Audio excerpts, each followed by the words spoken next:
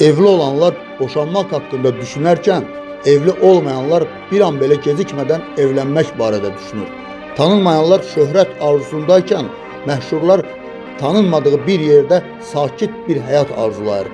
Gənclər tez böyümək istərkən, yaşlılar kaş uşaq olaydım deyə xəyallar qurur. Yoxsullar varlı olmağı xəyal edərkən, zənginlər var-dövlətlə birlikdə qazandıqları yuxusuz gecələrdə itirdikləri huzuru arzulayır. Arzusunda olduqlarını əldə edənlər də indi də başqa bir şeylərin arxasınca qaçmaqdadır.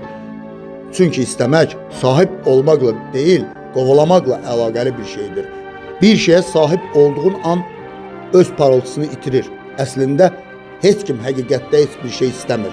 Sadəcə yanlış seçim etmək qorxusundan xilas olmaq istəyir. Bax, əsl seçim budur.